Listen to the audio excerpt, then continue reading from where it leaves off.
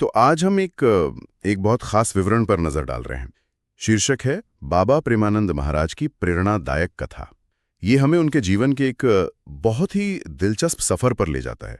आज हम यही देखेंगे कि ये कथा कैसे उनके जीवन में अटूट विश्वास, सेवा और नाम जप की शक्ति को दिखाती है। हाँ, तो कहानी शुरू होती है वृंदावन के एक बालक से, प्रेम शरण। ये विवरण बताता है कि बचपन से ही उनका झुकाव भक्ति की तरफ था। जहां दूसरे बच्चे खेलते थे, वो राधा कृष्ण की मूर्ति के सामने बैठ जाते थे, भजन गाते थे। फिर एक दिन, जैसे इस कथा में लिखा है, उन्होंने अपनी माँ से एक बड़ा ही मासूम सा सवाल पूछा। माँ, भगवान कहाँ रहते? माँ का जवाब भी उतना ही सरल, बेटा, भगवान तो वृंदावन में राधा रानी के साथ रहते हैं। और बस यहीं से सब बदल गया। हाँ, और ये दिलचस्प है कि कैसे ये विवरण एक इतनी सरल सवाल जवाब को जीवन का एक टर्निंग पॉइंट बना देता है। ये दिखाता है कि प्रेरणा के लिए कोई बहुत भारी उपदेश की जरूरत नहीं होती। शायद एक छोटी सी बात भी दिल में उतर सकती है। स्रोत इसे बहुत अहमियत देता है। बिल्कुल। ये जवाब सुना और बालक ने फैसला कर लिया, भगवान को खोजना है, वृंदावन जाना है। और कथा के अनुसार बिना चप्पल, बिना कोई सामान लिए, कुछ भी नहीं। हाँ, कुछ नहीं, मन में सिर्फ राधे राधे का नाम और एक अटूट विश्वास, बस निकल पड़े घर से। यहाँ कथा उस बालक के दृढ़ निश्चय पर जोर देती है। एक तरह का वैराग्य भी झलकता है इसमें, बिना किसी तैयारी के निकल पड़ना। स्रोत इसे बचपना नहीं कहता, बल्कि उनके अंदर की जो वो तीव्र लगन थी ना, और दुनियावी चीजों से एक तरह की अनासक्ति, उसका पहला संकेत मानता है। ये उनके आगे के सफर की दिशा तय करने वाला कदम था। हाँ, फिर वृंदावन पहुंचकर, जैसा कि विवरण में है, उन्होंने एक साधु की शरण ली और पूरी तरह से सेवा में लग गए।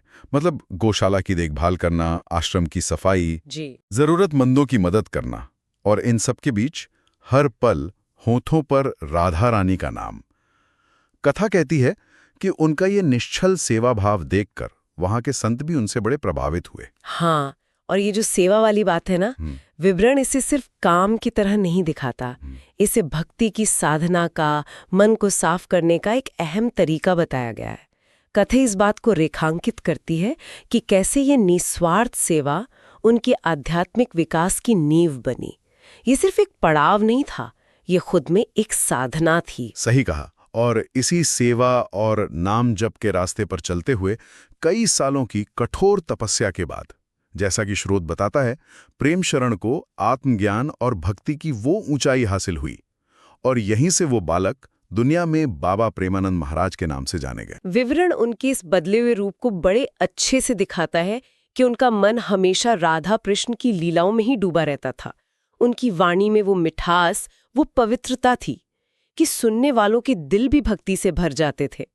स्रोत ये बताता है कि उनकी साधना का फल सिर्फ उन्हें नहीं मिला, बल्कि वो लाखों लोगों के लिए प्रेरणा बन गए। हाँ, उन्होंने भागवत कथा, भजन कीर्तन, सेवा, इन सब के जरिए लोगों को भक्ति का एक सरल रास्ता दिखाया। लेकिन उनके उपदेशों का जो सार था, जैसा इस विवरण में बार बार आता है, वो एक ही था। बिल्कुल, उनका जो केंद्र संदेश है वो बहुत साफ है। राधा नाम में सब कुछ है। जो इस नाम को हृदय से जपे वही सच्चा भक्त है। ये कथा बार बार इसी बात पर लौटती है। इसे उनके जीवन और उनकी शिक्षाओं का मूल मंत्र बताती है। ऐसा लगता है जैसे उनका पूरा जीवन इसी एक विश्वास के आसपास बुना गया है। ये विवरण यही दिखाता है। तो इस पूरे विवरण से हमें क्या मुख्य बातें समझ आती हैं? ये कथा एक ऐसे सफर को दिखाती है जहां सच्ची लगन हो, ईश्वर के लिए प्रेम हो, तो कोई बाधा रोक नहीं सकती। और सबसे बढ़कर राधा नाम की जो शक्ति है, उस पर यह विवरण लगातार जोर देता है। सही कहा। ये कहानी एक ऐसे जीवन का उदाहरण है जहां भक्ति ही सब कुछ बन जाती है, रास्ता भी और मंजिल भी। स्रोत ये दिखाता है कि कैसे पूरा समर्पण एक व्यक्ति को साधारण से असाधारण बना सकता है। ये उस अटूट विश्वास की शक्ति है असल में। राधे राधे। और चलिए आज की इस चर्चा को एक विचार के साथ यहीं रोकते हैं। इस कथा में जो एकाग्र भक्ति दिखाई गई है और दुनिया से एक तरह की वो जो अनासक्ति है, वो आज की इस भागदौड़ भरी जिंदगी में हमारे अपने लक्ष्यों और प्राथमिकताओं को देखने का नजरिया कैसे बदल सकती है, इस पर सोचा जा सकता है।